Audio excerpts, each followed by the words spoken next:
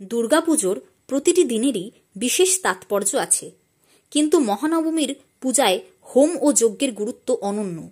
আজ আমরা জানব এই আচার কেন এত গুরুত্বপূর্ণ।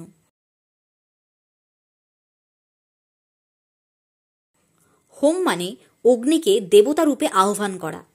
অগ্নি এখানে দেবী ও ভক্তের মধ্যে সেতুর কাজ করে। ঘি, তিল, নানা বীজ অগ্নিতে নিবেদন করা হয়। বিশ্বাস করা হয় এই নিবেদন দেবীর কাছে পৌঁছে যায়। হোম শুধু আচার নয়, এটি পরিবেশ ও মানসিক পবিত্রতার প্রতীক। আগুনে নিবেদনের মাধ্যমে মন থেকেও অশুভ শক্তি দগ্ধ হয়ে যায়। যজ্ঞ শব্দের অর্থ যজ, অর্থাৎ দান ও নিবেদন। নবমীর যজ্ঞ হল ভক্তি সহকারে আত্মসমর্পণ। ভক্তরা এখানে নিজেদের অহংকার, লোভ, ক্রোধ, মোহ সব নেতিবাচক দোষকে প্রতীকীভাবে অগ্নিতে সমর্পণ করেন। যজ্ঞে উচ্চারিত মন্ত্র, নিবেদিত সামগ্রী আর ভক্তির আগুন সব মিলিয়ে দেবী দুর্গার শক্তিকে আহ্বান করা হয়। শাস্ত্র মতে নবমীর হোম ও যজ্ঞে অংশ নিলে পাপ ক্ষয় হয় এবং পুনর্জন্মে শুভ ফল পাওয়া যায়।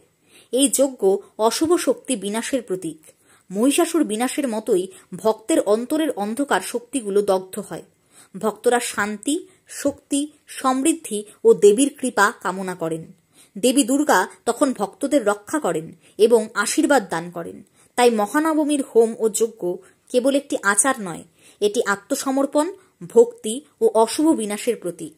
এই দিনেই ভক্তরা নিজেদের ভেতরের দোষ দগ্ধ করে দেবীর কৃপা লাভ করেন। আপনারা কেমন করে নবমীর যজ্ঞ পালন করেন তা কমেন্টে জানাতে ভুলবেন না। জয় মা দুর্গা।